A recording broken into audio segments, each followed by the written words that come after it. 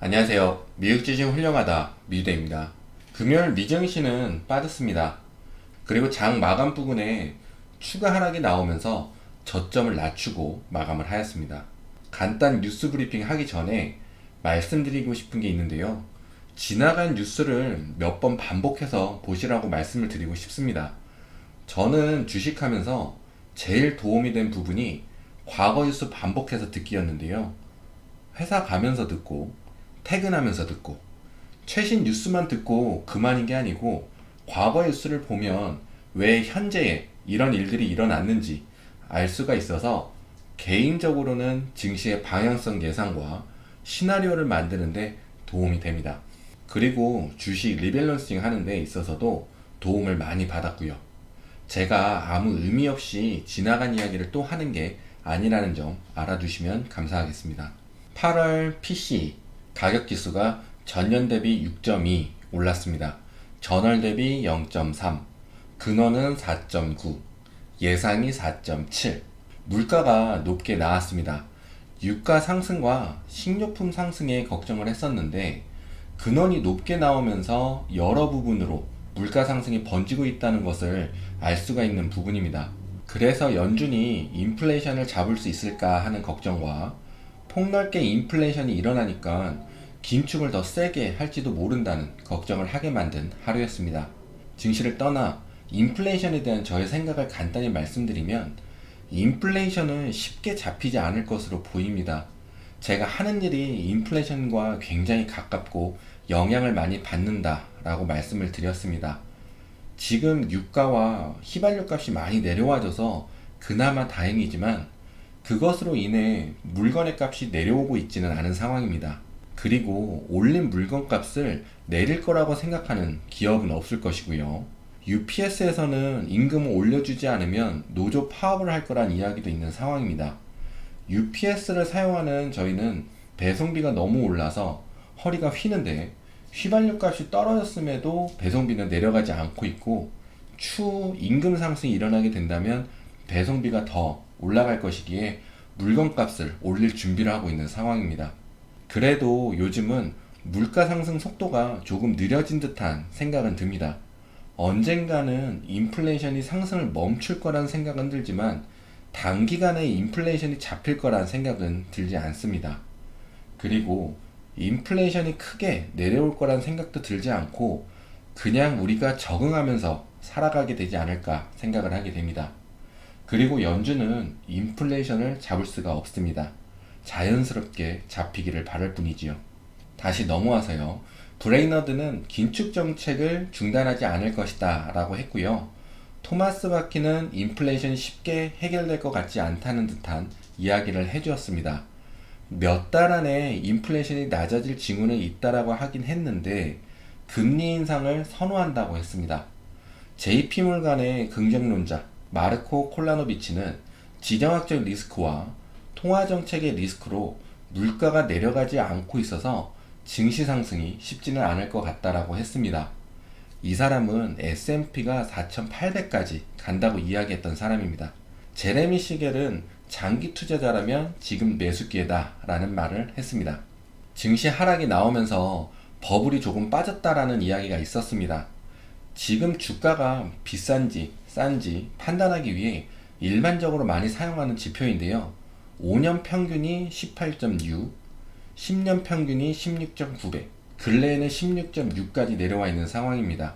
그럼 평균보다 아래에 있으니 비싸다는 게 아닌 것으로 해석을 할 수가 있는 거죠. 상황적으로 더 하락을 한 경우도 있었지만 결국은 다 회복을 했다는 것도 확인할 수 있습니다. 근래에 매수하시고 마이너스가 나서 물렸다라고 판단을 하고 문을 타야 하나 걱정하시는 분들도 계신데요. 보시는 차트로만 봐도 지금은 평균 부분에 있는 상황이라 지금 마이너스를 보고 있다고 해도 당장 물을 탈 필요가 없습니다. 지금은 호재는 없고 안 좋은 이야기만 나오고 있는데요. 공포지수도 굉장히 높은 상황입니다. 우리는 저점을 맞출 수가 없습니다. 그래서 극도의 공포로 주식장을 떠나는 사람들이 생길 때 우리는 매수로 대응을 하는 겁니다. 그럼 저점에서 살 확률이 높아지기도 합니다. 차트로 넘어가겠습니다. 차트는 반대 N자 패턴을 하면서 계단식 하락을 이어가고 있습니다. 그리고 요즘 이렇게 박스 구간이었는데 어제는 박스 하단에서 시작을 하고 올라오는 듯한 모습을 했지만 결국 박스 이탈을 하면서 음봉을 만들었습니다. N자 패턴 후에 박스를 만들고 하락시는 긴 음봉을 만들 수 있다고 말씀을 드렸는데 예상한 차트적으로 움직이고 있는 상황입니다. 이 부분은 다시 말씀드리지만 교과서적인 차트로 이런 모습이 나올 수 있다는 것을 말씀드린 부분입니다. 그 누구도 증시를 맞출 수 없다는 것을 다시 말씀드립니다. 보통 차트를 보시는 분들은 여기까지 해서 박스를 만들고 이제 증시는 끝났다 라고 해석하시는 분들도 계실 텐데요. 저는 3600 부분까지 열어놓고 아직은 증시가 무너진 것은 아니다 라고 생각하고 바라보고 있습니다. 금요일 저점이 3595였고 종가가 3604달러 25센트이니까 저의 개인적인 기준으로는 아직 무너진 것은 아니다 라고 할 수 있겠습니다.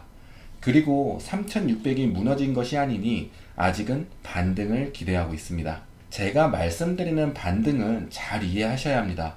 지금은 하락장입니다. 하락장에서 반등은 하락을 잠시 멈춰주고 호재가 나올 수 있는 시간을 벌어주는 것입니다.